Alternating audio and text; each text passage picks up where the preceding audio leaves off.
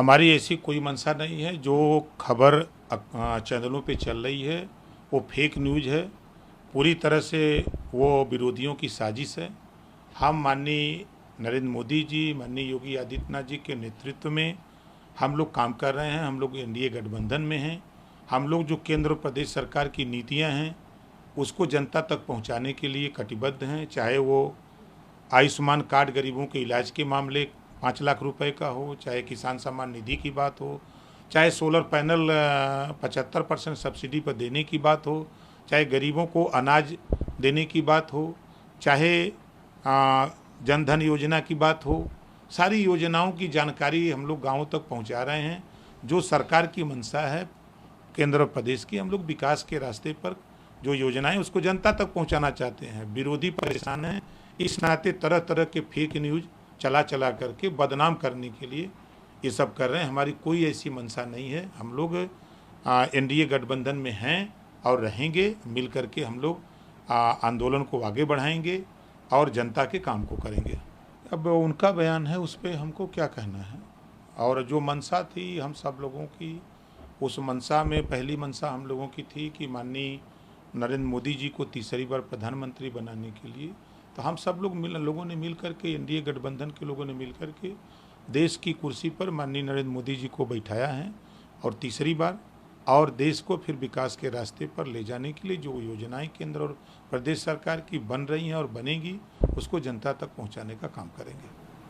लोकसभा चुनाव के परिणाम की पार्टी जहां जहां प्रदेश में नुकसान हुआ है बीजेपी को, वहां अब जो है एक टीम गठित करके वहां की रिपोर्ट सौंपेगी संगठन को। इसमें लेके आज प्रदेश अध्यक्ष और संगठन महामंत्री ने आज बैठक की।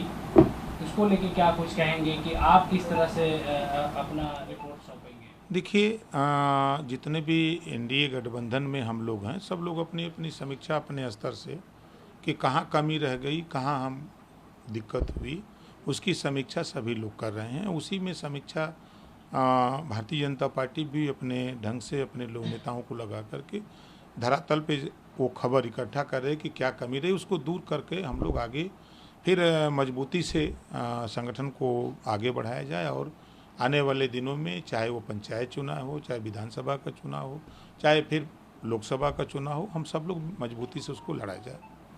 बीजेपी के बड़े नेता हो या हारे हुए प्रत्याशी हो, लगातार ये कह रहे हैं कि भीतर घात की वजह से बीजेपी को नुकसान हुआ है प्रदेश में। देखिए, ये जांच का विषय है। पार्टियां अपना उसकी सर्वे करा रही हैं, जैसा आपने भी बताया, तो टीम अपना लग रही है। जो रिपोर्ट आएगी उस रिपोर्ट को फिर आप लोगों तक पहुंचाया जाएगा। लोकसभा चुनाव के बाद लगातार बीजेपी में तकरार देखी जा रही है, जैसे हारे हैं। ये उनका बयान है, ऐसा कुछ नहीं है। अब वो कह रहे हैं तो अब उनके विचार से हो सकता है, लेकिन हम लोगों के विचार से ऐसा कुछ नहीं है। मंत्री जी, सपा राष्ट्र अध्यक्ष अखिलेश यादव ने अपने करहल विधानसभा क्षेत्र से अपना इस्तीफा दिया है और उसके बाद अब राज्य से हटकर केंद्र की राजनीति अब करेंगे। क्या लगता है कि क्या कुछ कहेंगे इसमें? वो उनकी पार्टी का विषय है।